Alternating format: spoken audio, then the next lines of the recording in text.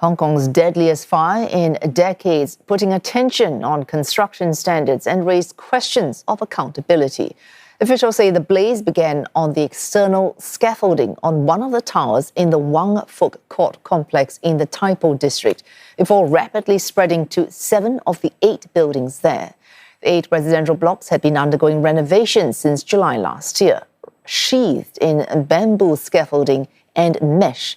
For decades, bamboo has been Hong Kong's scaffolding material of choice. While it's cheap, it's abundant and it's flexible.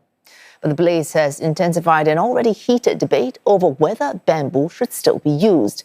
In March, officials in Hong Kong said no. They said 50% of new public works contracts would have to use metal scaffolding. The ongoing probe is looking into whether construction materials used in the renovation met safety standards. One expert says the bamboo scaffolding may have provided a highway for flames to travel vertically. Others dispute that, arguing that bamboo is naturally slow to ignite because it retains moisture. Shifting attention to the mesh that encases the buildings.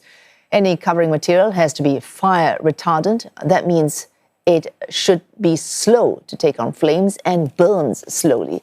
This is so that in the event of a fire, flames cannot spread easily. Authorities also examining highly flammable styrofoam boards found outside windows of multiple apartments. But as investigators sift through debris and determine what could have gone wrong, one fact is hard to deny. Hundreds, thousands in fact, have lost their homes in a city already grappling with an acute housing shortage. And we're joined by Professor Yau Yung. He is Professor and Associate Dean from the School of Graduate Studies at Lingnan University, and he speaks to us from Hong Kong. Professor Yau, it's just a day and a bit since the fire started in Hong Kong. Already we have seen 3 arrests and police coming out to determine the cause of this fire. What's your assessment of the accuracy of their assessment? I think so there are several factors affecting or contributing to the big fire. So this time, one of the I would say potential factors or potential causes the use of the materials for the scaffolding. Although some of the people they will argue that using bamboo will be one of the major causes of the widespread of fire.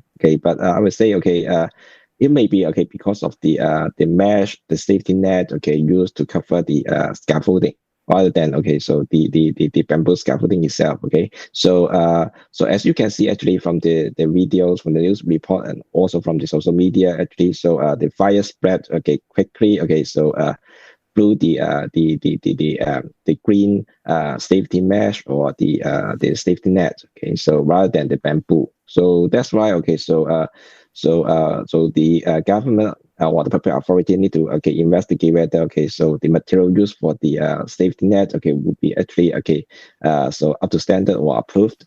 So I would say Yau, so the other factor just is to clarify, of course the government now needs to look into in future whether these materials used, assuming one uses them for renovation works, whether they are in keeping with fire safety standards. But in this particular case, could companies or the company in charge of renovation should have had a greater, I suppose, management of what was going on in terms of renovation? Were these standards already in place and the company itself failed to keep to those standards? Is that what happened? Yeah, in Hong Kong, I would say because of several incidents involving the scaffolding fires, so the government had revised the code of practice, for using the scaffolding. So actually now, it is very clear that we need to use non-combustible materials for the scaffolding, including the safety net and mesh. So definitely, if let's say if after the investigation, so we find that the contractor actually they do not follow the instruction set out in the code of practice.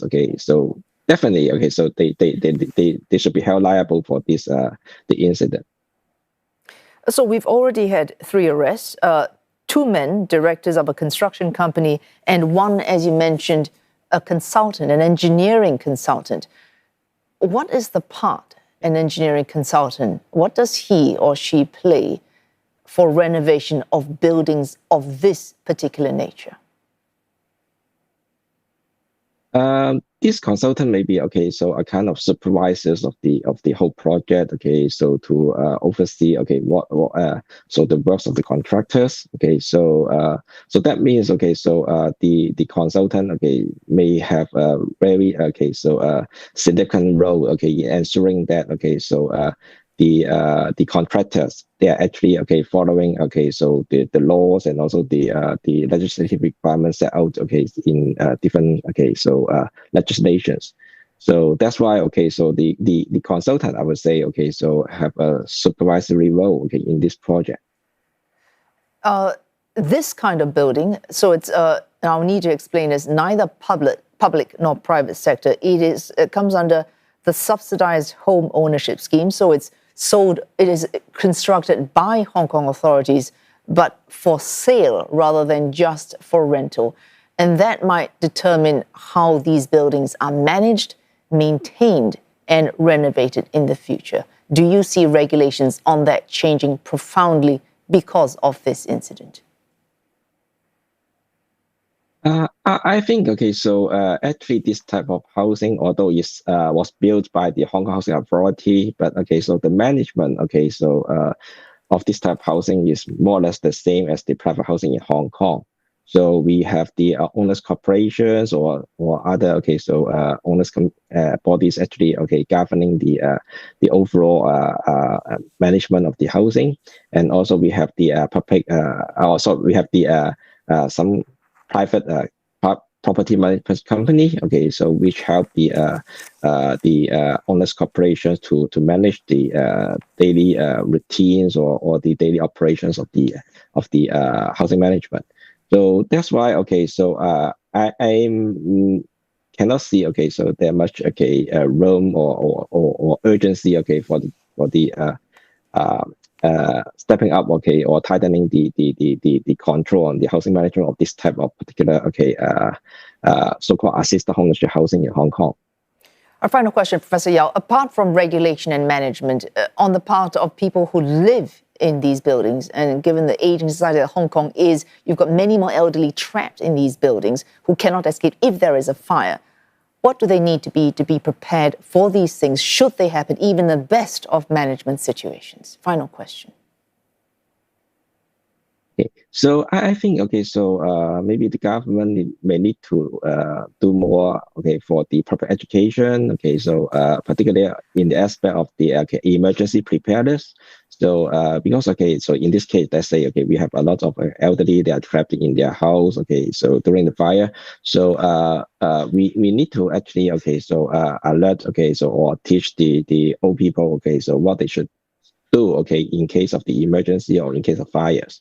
And also not just the elderly but also the caretakers. Particularly in Hong Kong, we have a lot of domestic helpers helping or taking care of the elderly at home. So they should also know what they need to do so in case of fire.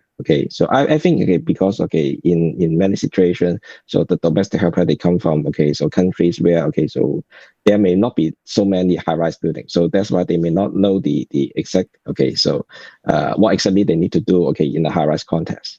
Well, thanks so much for that. Joining us this evening, Professor Yau Yung, Professor and Associate Dean from the School of Graduate Studies at Lingnan University from Hong Kong.